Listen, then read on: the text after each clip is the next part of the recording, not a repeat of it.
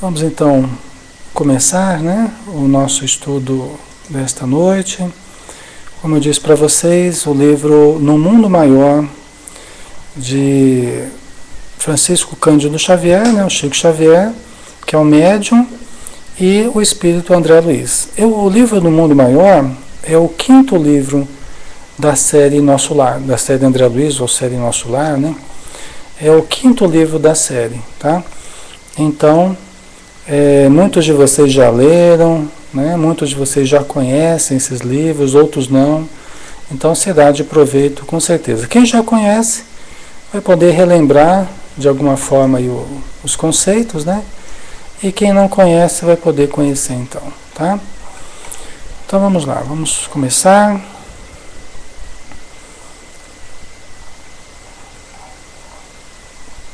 Vamos pegar aqui para começar hoje o prefácio do Emmanuel, tá? Porque é sempre significativo, né? É sempre significativo a gente pegar o prefácio de Emmanuel para a gente fazer o estudo, né? Para a gente não ficar perdendo muito tempo, colando para vocês, até porque os estudos do André Luiz não dá muito para a gente ficar colando, porque a gente acaba lendo um pouco mais, né, e comentando, e a gente acaba perdendo muito tempo colando, tá? Então eu vou lendo aqui, a gente vai dando uma paradinha e a gente vai comentando. A Maria, quem quiser o livro virtual, só falar com a Maria vai passando para vocês, tá? Quem tiver o livro em casa aí, quem quiser o livro virtual, só falar para ela que ela passa, tá? Então vamos lá. Na jornada evolutiva. Dos quatro cantos da Terra, diariamente partem viajores humanos aos milhares, demandando o país da morte. Vão-se de ilustres centros da cultura europeia, de tumultuárias cidades americanas, de velhos círculos asiáticos, de ásperos climas africanos. Procedem das metrópoles, das vilas, dos campos. Raros viveram nos montes da sublimação, vinculados aos deveres nobilitantes. A maioria constitui-se de menores de espírito, em luta pela outorga de títulos que lhes exaltem a personalidade. Né? Interessante aqui, né, o André Luiz, o Emmanuel, né, quer dizer, né, dos quatro cantos da Terra, diariamente partem viajores humanos, né, aos milhares, né? Só que raros viveram nos montes da sublimação, vinculados aos deveres nobilitantes. Raros, né, pessoal? E nem poderia ser de outra forma, se a gente for analisar, né? Porque se muitos os chamados e poucos os escolhidos, como diz Jesus, né?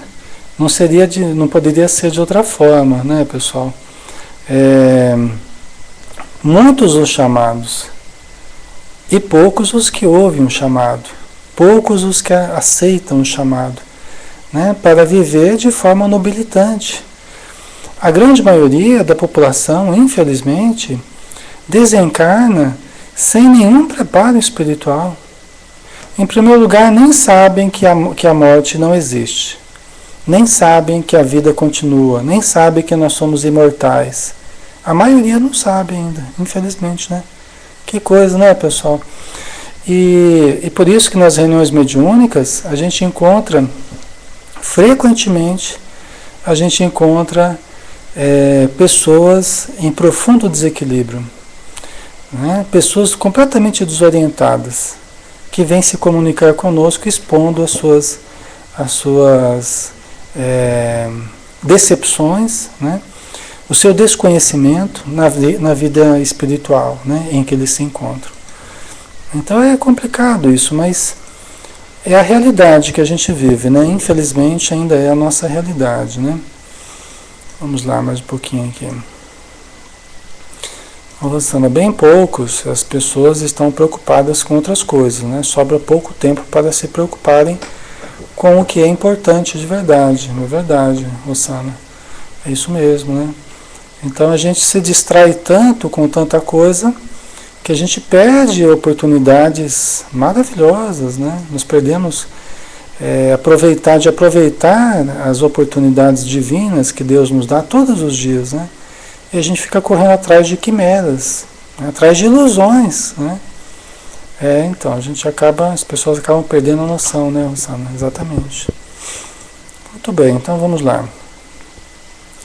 A maioria constitui-se de menores de espírito em luta pela outorga de títulos que lhes exaltem a personalidade. Olha só, a maioria constitui-se de menores de espírito, né? Quer dizer, um desenvolvimento, é como se a gente fosse de menor ainda, né? Café com leite. É como se a gente fosse de menor mesmo, né? Crianças espirituais, né?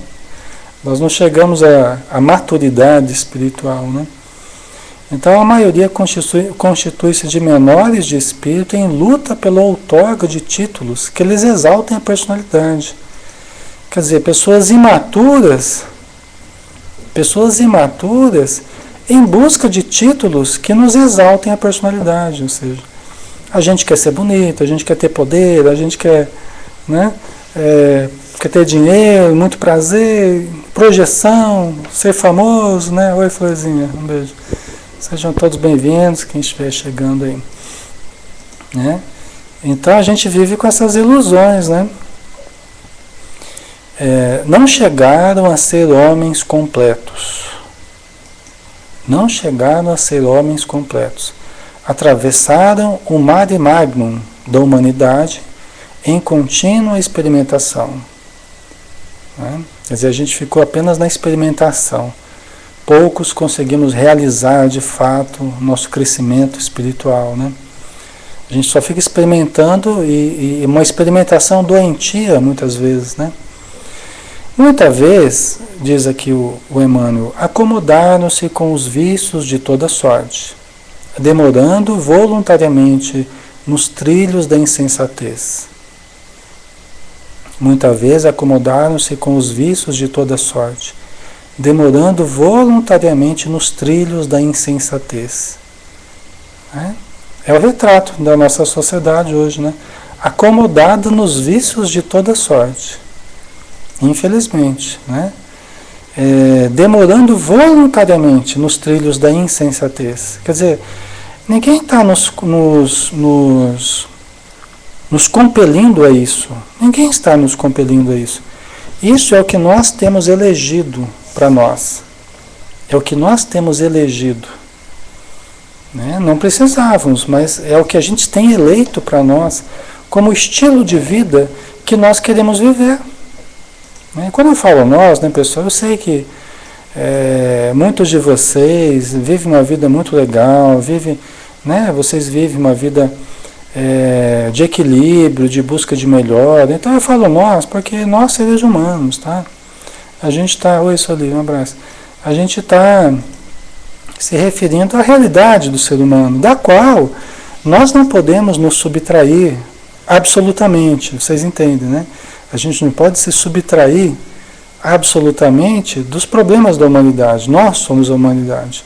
Então são problemas nossos também, muito embora essa ou aquela dificuldade a gente talvez não esteja vivendo como outros, né, estão vivendo, né? Mas temos os nossos pontos fracos, né? Com certeza. Né? Então vamos lá. Apesar disso, porém, quase sempre se atribuíam a indébita condição de eleitos da providência. Olha só. Apesar disso, porém, quase sempre se atribuíam a indébita condição de eleitos da providência. Quer dizer, a gente achava que a gente era o escolhido por Deus, né? A gente, na Terra, a gente achava que estava podendo, né? Que era o eleito de Deus, o escolhido pela providência, né? Às vezes, pelos títulos religiosos, né? Às vezes pelo status social, às vezes pela falsa noção de que se eu tenho uma vida financeira boa, é porque Deus me ama. Como se Ele não amasse os outros, né? Então, se Deus te ama, então vai te dar uma vida muito confortável, porque... né? Porque Deus é o seu sócio e tal. É um conceito muito equivocado. Tem muita gente que tem bastante dinheiro que acha que é privilegiado por Deus. Gente, não há privilégios, né? Mas muitas vezes nós já atravessamos, se não nessa vida, em várias outras, com esses falsos conceitos de falsa superioridade, né? De falsa superioridade. Sim, Maria. Maria está colocando méritos deles mesmos, né? Em alguns casos mérito, em outros casos um enriquecimento até ilícito, em alguns casos, né? Em outros casos até uma aprovação. Ter dinheiro até uma aprovação, como uma prova, né? Uma coisa difícil, porque é mais difícil do que não ter, né? Mas enfim, o problema são as nossas ilusões, né, Maria? O problema são as nossas ilusões. Não há privilégios na vida, né? E Deus não ama mais um do que o outro, e por isso um está rico e o outro está pobre, não. Isso não é questão de amor divino, né? É questão de um saber lidar mais com os recursos, ser mais operoso do que o outro, né? Ter mais experiência na vida para lidar com certos negócios, né? Então, tem vários fatores aí que a gente precisaria analisar, mas não é esse o nosso objetivo, né? Nós estamos falando das nossas ilusões, né? Então, continuando, o Emmanuel diz assim, né? Porém, quase sempre se atribuíam a indébita condição de eleitos da providência. E cristalizados em tal suposição, aplicavam a justiça ao próximo sem se compenetrarem das próprias faltas, esperando um paraíso de graças para si e um inferno de intermino tormento para os outros. Né? Quer dizer, muitas vezes a gente se atribuindo uma condição especial para nós, né? Como eleitos pela providência, aí nós nos consideramos acima das pessoas, né? Nos consideramos na condição de julgar o comportamento do outro, condenar, né? E aplicar as penas, né? Se possível, né? Então, isso faz parte das nossas ilusões, em que nós víamos os problemas dos outros e os nossos nós deixávamos embaixo do tapete. É o que ele está dizendo aqui, né, o Emmanuel, né? A gente ficava acomodado e aplicando a justiça apenas aos outros, né? Quando perdidos nos intrincados meandros do materialismo cego, fiavam sem justificativa que no túmulo se lhes encerraria a memória. E se filiados às escolas religiosas, raros excetuados, contavam levianos e inconsequentes com privilégios que jamais nada fizeram por merecer. Né? Olha que interessante, né? Então veja bem aqui, olha, o que ele está dizendo, o Emmanuel, né? Que quando nós estávamos envoltos pelo materialismo cego, né? Quando a gente acreditava apenas na matéria e a gente se entregou à matéria de uma forma absoluta, né? A gente se confiava, sem justificativa, que no túmulo se lhes encerraria a memória. Então, assim, tudo que eu fiz na Terra, vai ficar esquecido mesmo, porque ninguém vai sobreviver mesmo, né? Então, fazer certo, fazer errado, fazer negócio bem feito ou negócio mal feito, né? Vai dar na mesma, né? Então, não dá nada não, né? A gente só tem essa vida, né, Maria? Tem que viver com intensidade. Quem bebe morre, quem não bebe morre também, então vão beber, né? É aquela história, né? O materialista tanto faz, né?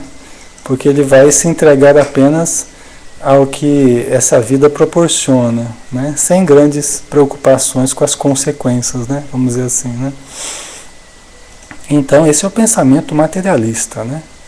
Vamos aproveitar a vida doidado e depois, não tem depois, então, né? A Rosana tem que tirar o melhor dela, né? Mas lembrando do equilíbrio sempre, né? Que isso é o ideal, né, Rosana? Nós temos que aproveitar o melhor que a vida oferece, mas para que haja crescimento espiritual, né? Para que haja desenvolvimento pessoal. Nós podemos até usar a matéria para crescer no bem. Podemos usar a riqueza para crescer no bem, podemos usar o conhecimento, podemos usar o sexo para a reprodução e para o bem-estar do casal, para o equilíbrio psicofísico do casal, da família. Podemos usar todos os recursos e prazeres que a vida nos dá, mas para que resulte num bem-estar físico e espiritual, né? Então isso é uma possibilidade que todos nós temos, né? Não há problema nisso. O problema está justamente nesses equívocos que a gente achou que eram verdadeiros, né? Aqui ele fala assim: e se filiados às escolas religiosas, raros excetuados, né? Aí nós, vinculados às religiões, raros excetuados, algumas exceções, quer dizer, com algumas exceções, né? Contavam levianos e inconsequentes com privilégios que jamais nada fizeram por merecer. O que ele quer dizer com isso, né? Que nós nos fiávamos, nós confiávamos, né, em benefícios, em privilégios, em preferências, por causa da religião que eu frequento, por causa da igreja que eu frequento, porque eu ajudei a igreja, ou porque, né, eu de alguma forma cumpri com os preceitos da religião de uma forma superficial. Então eu achava que eu chegaria no plano espiritual, no céu, né, na vida após a morte, com privilégios diante disso, né? Eu achava que eu teria privilégios de uma maneira equivocada, né? Em que eu nada de fato fiz por merecer, né? Qualquer situação privilegiada, né? Porque veja bem, ainda quando a gente renuncia ao nosso ego, né? Renuncia aos nossos caprichos, quando a gente procura fazer o bem, a caridade, quando a gente procura ajudar o próximo de várias formas, né? Ajudar a família, equilibrar sentimentos, pensamentos, atitudes, nós estamos fazendo por merecer uma condição posterior melhor. Sim, isso é um fato, né? O próprio Jesus nos alertou, a cada um segundo as suas obras, né? Então isso é um fato, isso existe de fato, a consequência do nosso comportamento, né? Mas, e quando a gente não faz nada por merecer? E fica se fiando apenas nas justificativas superficiais, né? Nas conveniências das religiões, né? Aí não vai adiantar. Não adianta falar assim, mas eu aceitei Jesus no meu coração. Tudo bem, mas o que você fez com isso? Você fez um bem com isso? Você ajudou o próximo com isso ou só aceitou Jesus no coração? Aceitar Jesus não é apenas no coração, né? Outro dia eu estava contando aquele caso lá do Humberto de Campos, né? Um dos livros do Humberto de Campos, que o cidadão chegou no plano espiritual lá e encontrou com um espírito amigo, né? Que foi conversar com ele. Falou, poxa vida, né? Você está vindo da Terra, tal. Como é que foi lá na Terra, né? Aí a pessoa fala assim, olha, eu aceitei Jesus no meu coração, eu conservei o Evangelho no meu coração, né? Aí o Espírito, puxa vida, que coisa boa, né? E tudo que ele falava, olha, eu guardei no meu coração, Aí o Espírito, ele falou assim, olha, pois você vai ter que voltar lá para a Terra. Ele queria subir, né, para um lugar mais alto, tá? Aí o Espírito falou assim, olha, mas você vai ter que voltar para a Terra. Eu falei, mas como assim, né? Eu falei que eu guardei no meu coração o Evangelho, Jesus. Aí o Espírito falou assim, olha, pois, agora que você guardou no seu coração, você vai aprender a passar para suas mãos lá na Terra. Né? Porque, na verdade, o Evangelho, não adianta só a gente guardar no coração, a gente tem que transferir para as nossas mãos, né? Transformando em obras de amor, auxiliando o semelhante, né? Estendendo mãos fraternas, né? Não adianta só a gente guardar no coração, né? Então, mas às vezes as pessoas se fiam nesse tipo de conceito, né? E acham que estão fazendo tudo o que devem, né? E nós estaríamos equivocados se pensássemos da mesma forma, né? A Maria vai pôr em prática, né? Isso mesmo, Então é algo para a gente pensar, né? Vamos continuar aqui. Onde albergar a estranha e infinita caravana? O Emmanuel está perguntando. esses milhares de pessoas que desencarnam. Oi, Ana, tudo bom? Um beijão. Né?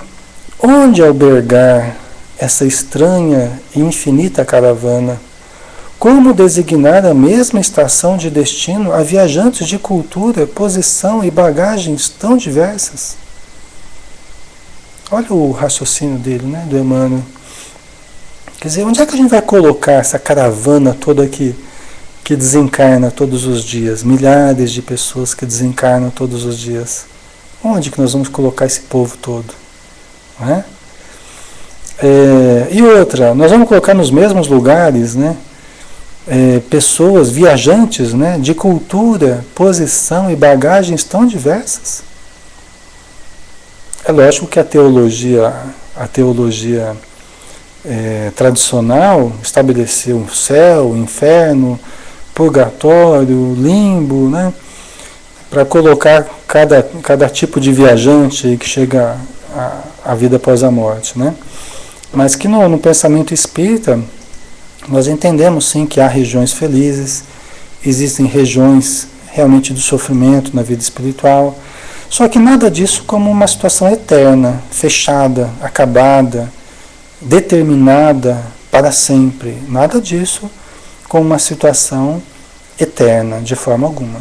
Sempre como uma situação passageira, transitória. Principalmente a que é negativa, né? A região inferior, transitória.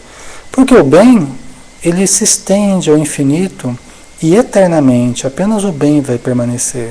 O mal vai se desfazer, né? Mas vamos continuar com Emmanuel aqui, ele está dizendo, né? E quem quiser o livro, eu volto a repetir aqui, quem quiser o livro, pede para Maria ali, Maria J.S. Campos, tá? Que ela passa o livro virtual para vocês irem acompanhando, tá bom? Nós estamos fazendo o livro No Mundo Maior, de André Luiz, tá? Perante a Suprema Justiça, o malgache e o inglês fruem dos mesmos direitos. Provavelmente, porém, estarão distanciados entre si, pela conduta individual diante da lei divina, que distingue invariavelmente a virtude e o crime, o trabalho e a ociosidade, a verdade e a simulação, a boa vontade e a indiferença. Da contínua peregrinação do sepulcro, participam todavia santos e malfeitores, homens diligentes e homens preguiçosos. Então aqui Emmanuel está falando das diferenças, né, que existem de atitude das pessoas perante a vida. É tão diverso, né, pessoal? As pessoas têm pensamentos tão diferentes, têm atitudes tão diferentes uns dos outros, né? Então, a lei divina, certamente, né, ela criará, ela determinará situações diferentes, a cada um segundo as suas obras, né? Quando Jesus falou da separação do joio e do trigo, né? Então ele falava assim, até muito interessante nessa parte, quando Jesus falava assim, né? Que quando a gente vê que está crescendo a erva junto com o trigo, né? Está crescendo o mato ali junto com o trigo, né? O que ele falava? Ele falava assim, olha, deixe crescer junto. Né? Por quê? Porque muitas vezes a gente vai tirar o mato que está no meio, é perigoso a gente arrancar o que está bom ali, né? O trigo, né? Então ele falava assim, olha, deixa crescer junto. E depois, na hora da colheita, quando vem a ceifa, você separa a erva lá, daninha, você separa em feixes e lança para queimar no fogo. Né? Na hora da colheita, o Emmanuel até faz uma análise desse pensamento, né? Dizendo que Jesus, ele aconselha de uma maneira muito sábia, né? Que a gente tolere muitas vezes aquilo que não está bom, aquilo que não... Às vezes até comportamentos de algumas pessoas, né? Que a gente tolere, né? Certas dificuldades até na nossa vida que muitas vezes a gente não tem como mudar agora, mas que a gente tem que aprender a tolerar um certo mal durante o período em que nós não podemos mudar ainda esse mal, né?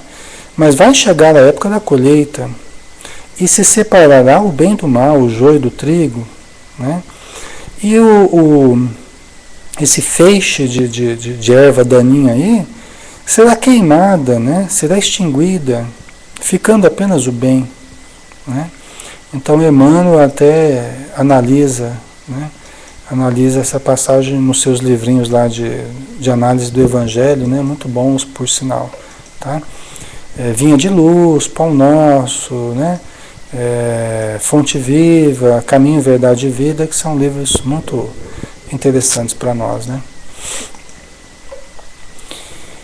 Muito bem, deixa eu ver aqui, continuidade, né? Aí o Emmanuel diz assim, da contínua peregrinação do sepulcro participam todavia santos e malfeitores, homens diligentes e homens preguiçosos, né?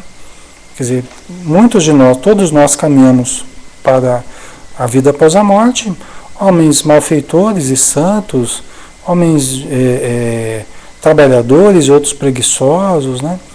Aí ele diz assim, como avaliar por bitola única recipientes heterogêneos? Como avaliar, né, de uma única forma pessoas tão distintas umas das outras, né? Considerando, porém, nossa origem comum, não somos todos filhos do mesmo Pai? E por que motivo fulminar com inapelável condenação os delinquentes, se o dicionário divino inscreve a letras de fogo as palavras regeneração, amor e misericórdia, né? Então aí que está, né? Aí que está. Por isso que na visão espírita, né, não há infernos eternos, né?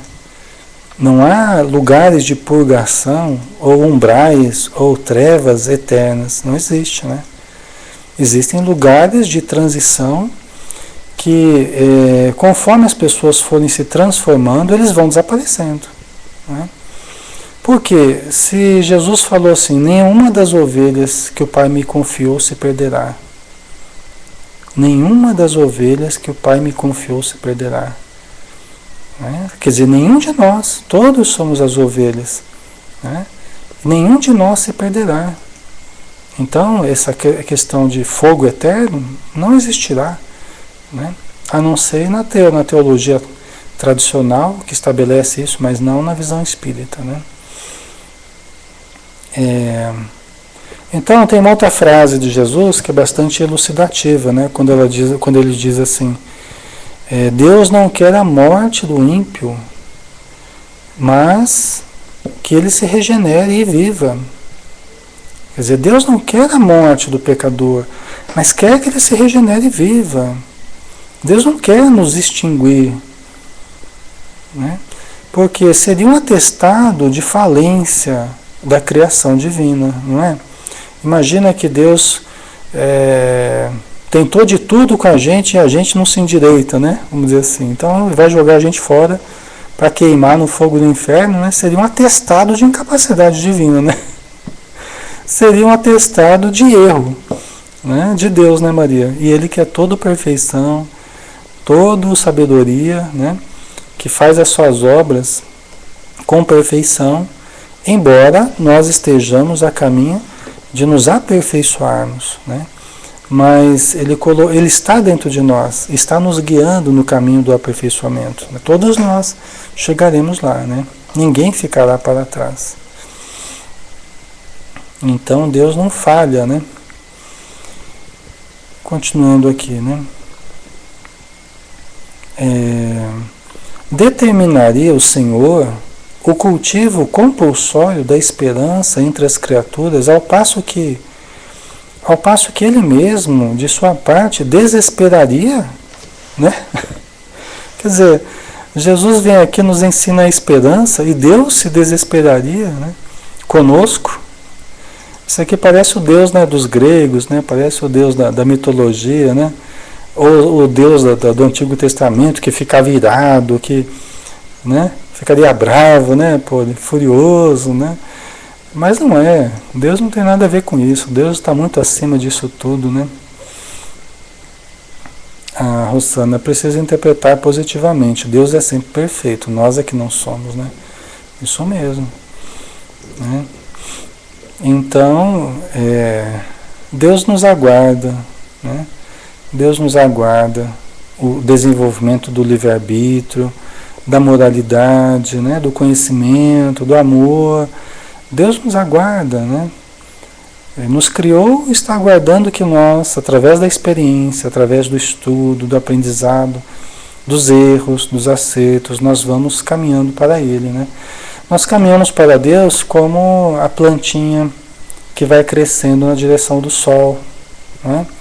Existe o fototropismo. Quem estuda biologia sabe, né? Existe o fototropismo.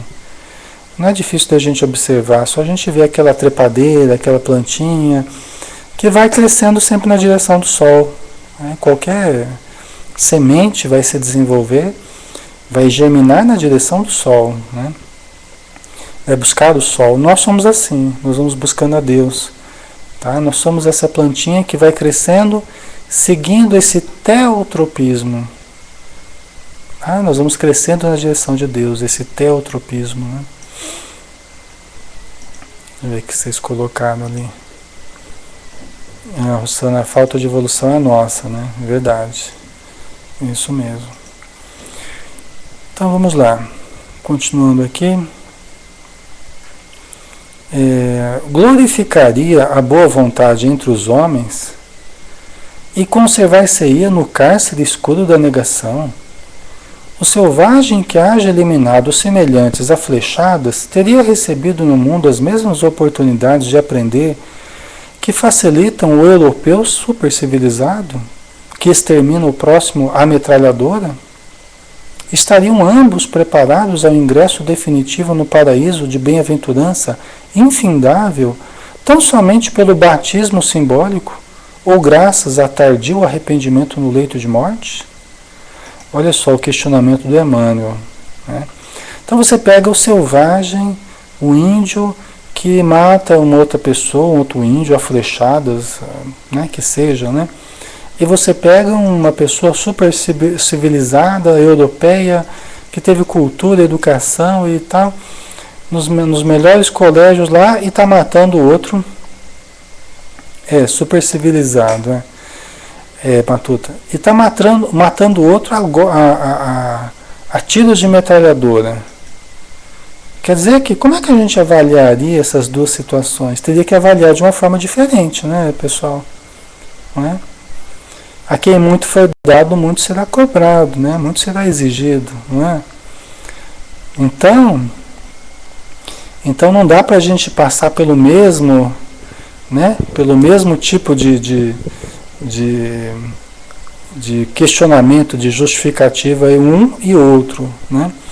Apenas porque, vamos pensar que ambos fossem para o céu, para o paraíso, apenas porque ambos aceitaram o batismo simbólico, diz aqui o Emmanuel, né? Ambos foram batizados, então ambos vão para o céu, né? Não importa o que fizeram, né?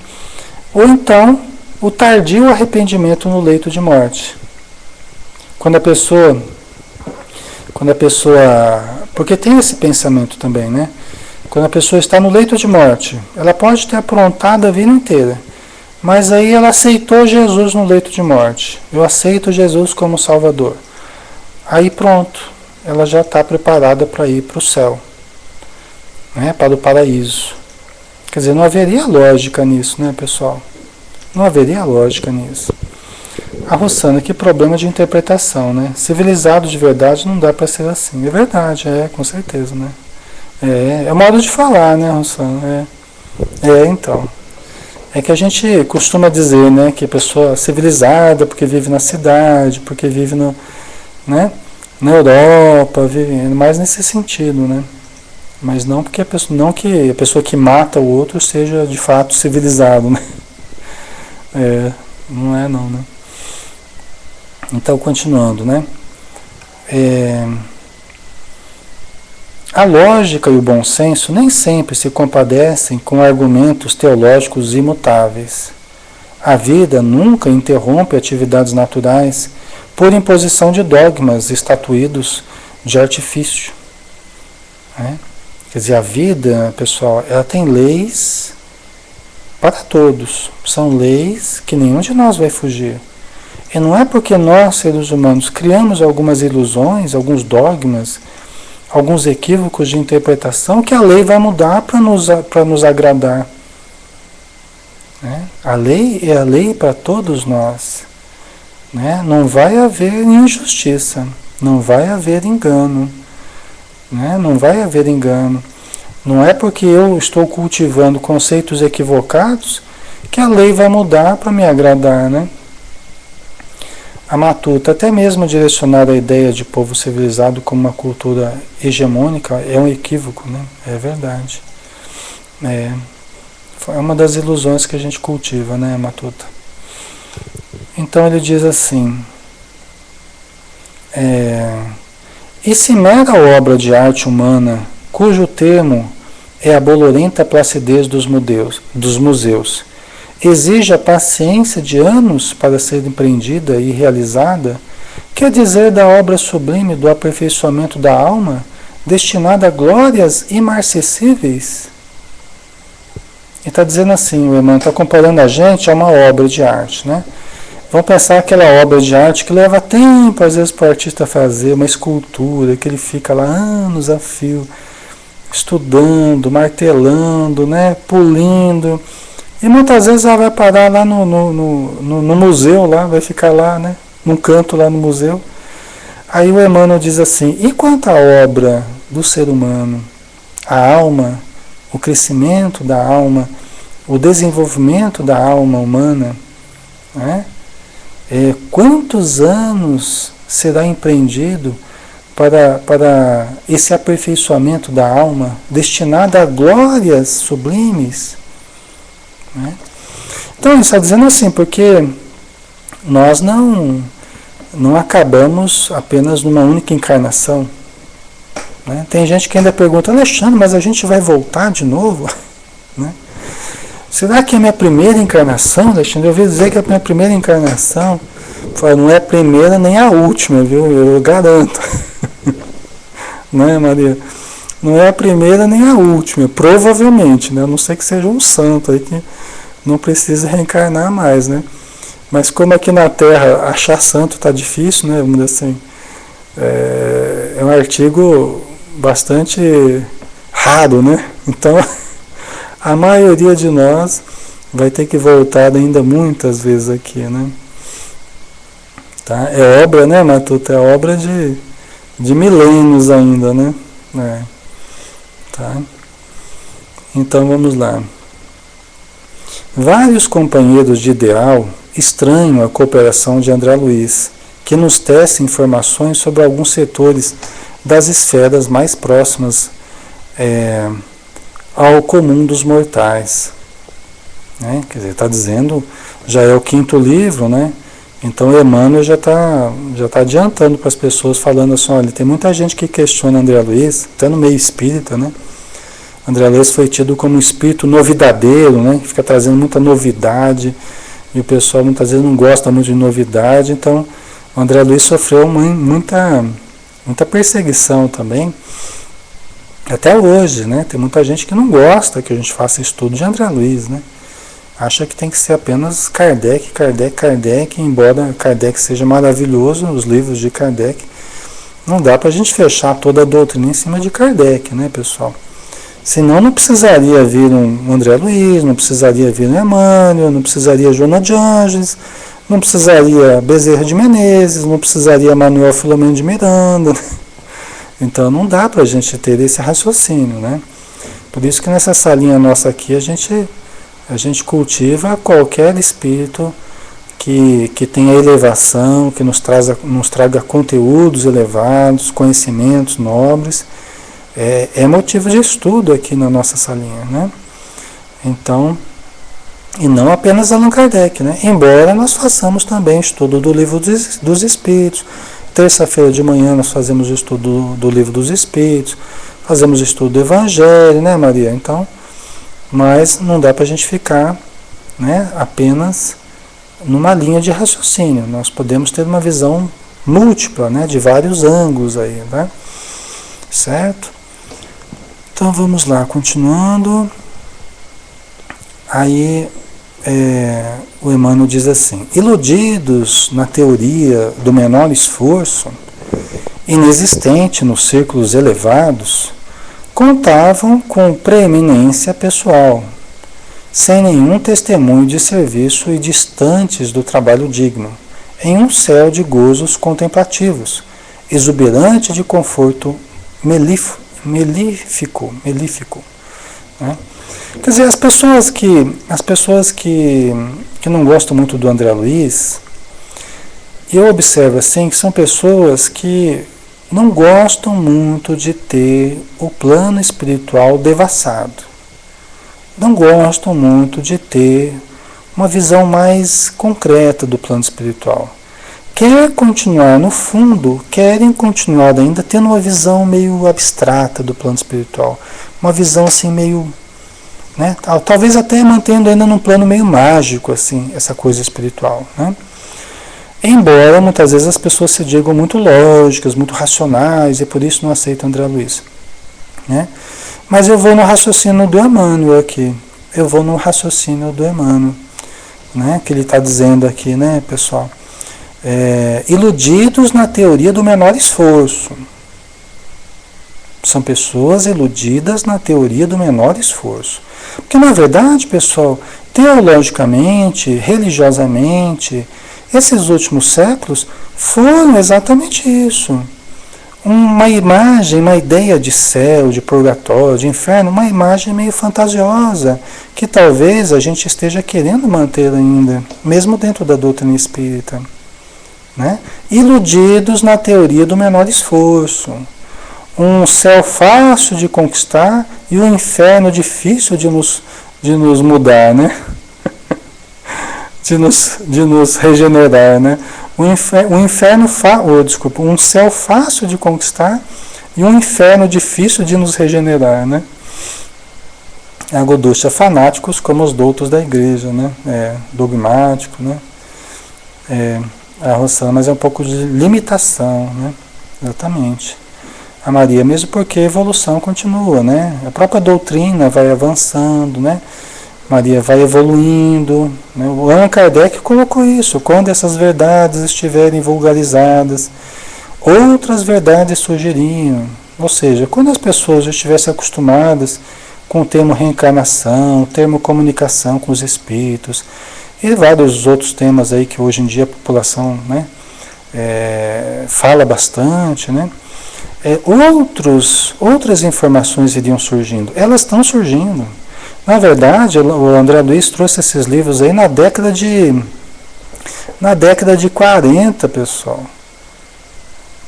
Não é coisa de agora, na década de 40, década de 50, de 60.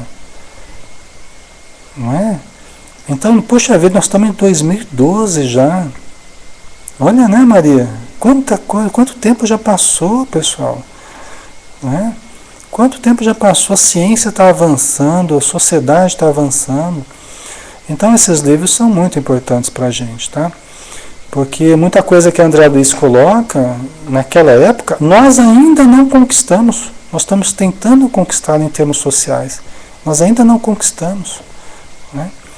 Então está servindo ainda de referencial para a gente, né? Então, isso mesmo. Então vamos lá, né? Iludidos na teoria do menor esforço, inexistente nos círculos elevados, o menor esforço, né? Não existe no plano espiritual superior, né? Contavam com preeminência pessoal, sem nenhum testemunho de serviço e distantes do trabalho digno, em um céu de gozos contemplativos, exuberante de conforto melífico.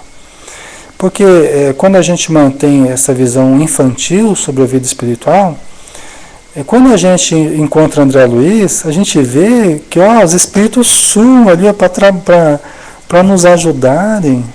Quando a gente faz uma prece pedindo ajuda, né? Os espíritos vêm nos ajudar, dá um trabalho danado para a espiritualidade, né? Eles têm que mover uma porção de procedimentos, de mecanismo de ajuda. Então não há essa ideia falsa de menor esforço, que muitas vezes a gente traz, né, do pensamento materialista, do pensamento tradicional religioso. Tem muita gente que se espanta, fala assim, nossa, mas na vida espiritual é que nem aqui? A gente vai ter que trabalhar então? Oh, meu Deus do céu, né? Mas será o Benedito? A gente vai ter que trabalhar então? Vai ter que estudar então? Oh, meu Deus do céu, né? Eu falei, não é que lá é que nem aqui, aqui é como lá, né, Sueli? É que aqui é como lá. Né? Nesse aspecto bom de trabalho, de estudo, nós estamos tentando copiar o que existe lá. Né, Matuta? A gente está tentando copiar o que já existe lá há muito tempo. As estruturas de organização, as estruturas de trabalho, as estruturas de produção, as estruturas de terapia, de apoio, de ajuda de todos os sentidos, de cura, né? De educação, né? Em todas as áreas. Né? Então, de mediunidade, aqui na Terra, nós estamos apenas engatinhando para atividades que nós encontraremos também no plano espiritual. Né? Uma vez um espírito até falou assim, brincando com a gente, numa comunicação, numa reunião mediúnica, falou assim, ó, porque uma das pessoas ali era dentista no nosso grupo, você lá no plano espiritual também vai ter trabalho para você, porque lá também tem dentista. Então a gente fica pensando, né? Puxa vida, né? O plano espiritual é verdade, né? O espírito tem dente também, né? Já a pessoa chegasse no plano espiritual tomando banguelo, né? Então quem é dentista vai ter trabalho lá.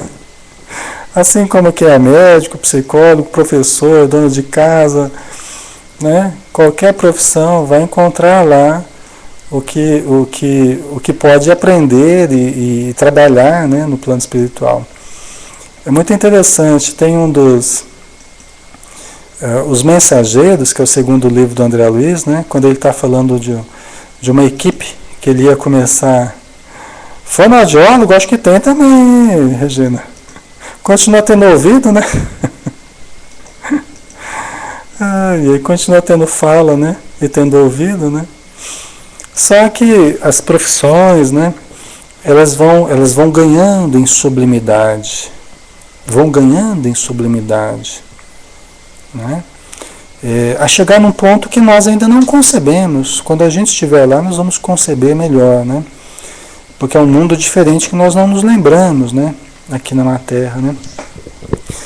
Então eu lembro que o André Luiz falava assim, numa equipe que ele começou a trabalhar, né? Que era dirigida pelo Aniceto, e o Aniceto falou assim, olha, na minha equipe eu tenho 2 médicos, na verdade um era o André Luiz e o outro era o Vicente, tem alguns engenheiros, alguns operários diversos, pessoas ligadas a serviços diversos, algumas professoras e a maioria eram senhoras especializadas em serviços domésticos. Olha que interessante. A maioria, acho que tinha umas 15 lá, que eram senhoras especializadas em serviços domésticos. Por quê? A dona de casa, que viveu em função da família, dos filhos, do marido, dos netos, né? Chega lá, vai ficar sem trabalho? É uma especializada em serviços domésticos. Quando, por exemplo, alguém na Terra aqui pede ajuda, né? Uma recém-casada, a mocinha que não aprendeu a cozinhar, não aprendeu, né? Recém-casada, está sofrendo com o marido, que o marido reclama todo dia da comida, não sei o quê. Aí ela faz uma prece pedindo ajuda, aí os espíritos vão mandar ajuda para ela. Quem que elas vão mandar? Quem que os espíritos vão mandar? Vão mandar um engenheiro para ensinar ela a cuidar de casa? Não é? Não é, Celi? Vão mandar um médico para vir ajudar. O médico vai chegar aqui e vai ficar mais perdido que ela aqui. Né? Então é lógico que vão enviar uma especializada em serviços domésticos para ajudar essa mocinha, né? Para que ela comece a organizar melhor, intuitivamente ela vai recebendo essa ajuda, né? Para começar a melhorar ali na cozinha, né? Para aprender as coisas que tem que fazer. Então, gente, é lógico isso, né? Dá para a gente entender, né? A lógica que tem nisso, né? Por isso que nenhuma atividade vai ficar sem continuidade, né? Tudo que a gente treina aqui, tudo que a gente estuda aqui, todos os nossos potenciais serão utilizados no plano espiritual. Legal isso, né? Tudo que a gente estudar, né, Goducha, nada se perderá. Às vezes a pessoa está até com idade já um pouco avançada, está fazendo faculdade e os outros não entendem por que a pessoa está estudando. Aí a pessoa fala assim, olha, eu estou estudando porque mesmo se eu morrer não, eu vou morrer, né? Mas mesmo se eu morrer logo, né? Eu vou poder usar isso no plano espiritual. Né? Por isso, não tem lugar para preguiça, né, Maria? Essa visão imortal, essa visão imortalista, não há lugar para preguiça, não há lugar para o menor esforço, não há lugar, não é? Nesse modo de pensar, mas eu estou muito velho para quê? Se for ver quem que é mais velho, Deus é o mais velho, né? Não é? Se for ver quem que é mais velho, Deus é mais velho que todo mundo, né? No entanto, como disse Jesus, Deus trabalha até hoje e eu trabalho também. Né? É lógico que a gente tem que adequando o tipo de trabalho, né? Né, Florzinha? A Florzinha fica lá com artesanato, né? Vai fazer, nossa senhora. E como vai, Flor? E vai sublimar o seu trabalho, que já é sublime. Você vai sublimar mais ainda o seu trabalho. Lidando com cores que você ainda não conhece, que a gente não conhece aqui na Terra. Lidando com texturas, com formas. Porque você, Flor, você lida com o belo, você lida com as noções estéticas, né, que acompanham o desenvolvimento moral da criatura. A nossa noção estética, a noção do belo, ela acompanha o crescimento moral, né?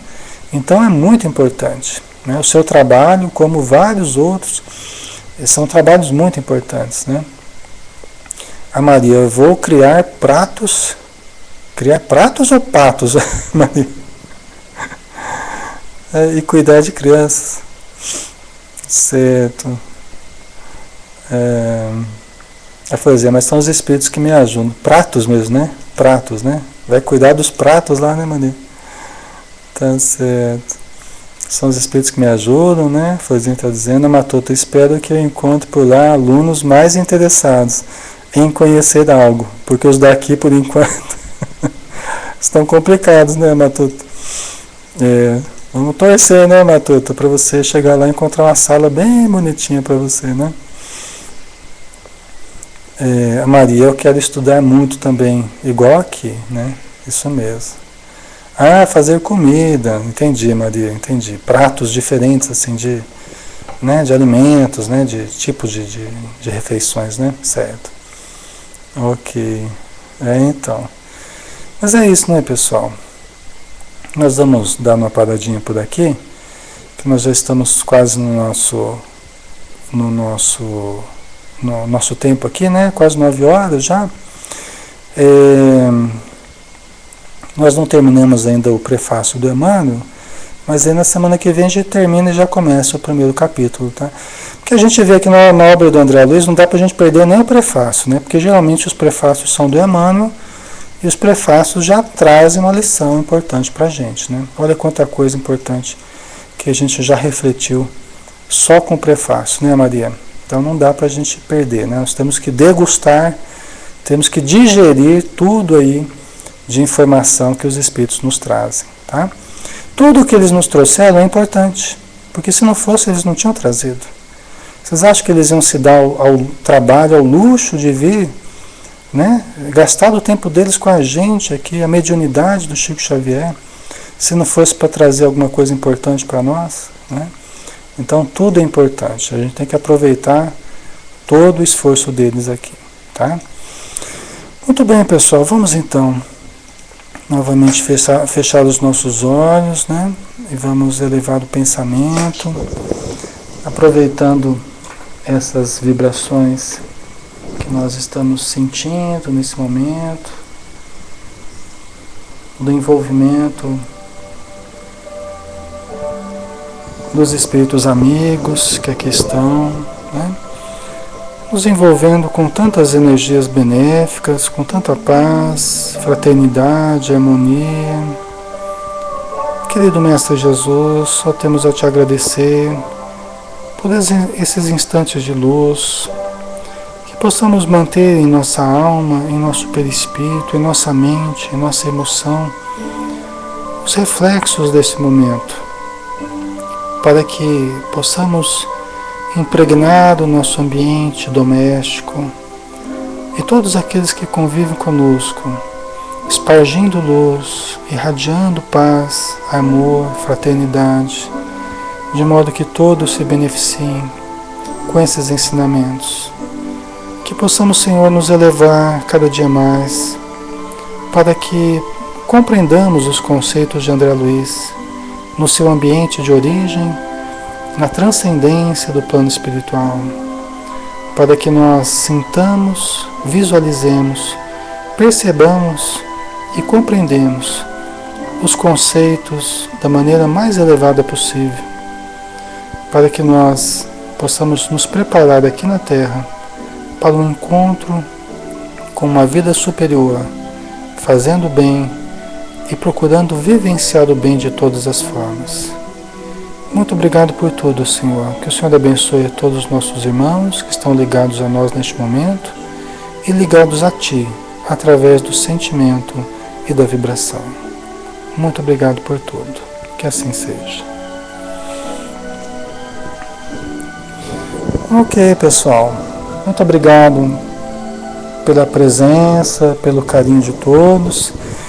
Obrigado, Salabona, Deus Azul, Algarve, Deoclésio, Rossana, Regina, Ana Cláudia, Poli, Aprendiz, Goducha, Rita de Cássia, Matuta, Nilva, Florzinha, Sueli, Ana Isabel, Catarina, Maria, Karine. Muito obrigado quem estiver no Facebook, tá? Quem quiser dar uma luzinha, falou, estou aqui, né? Participando com vocês, tá? Muito obrigado pela sua presença. Um grande abraço, um abraço Val e quem mais estiver aí no Facebook, tá? Fiquem com Deus e até a próxima sexta-feira, se Deus quiser. Muita paz.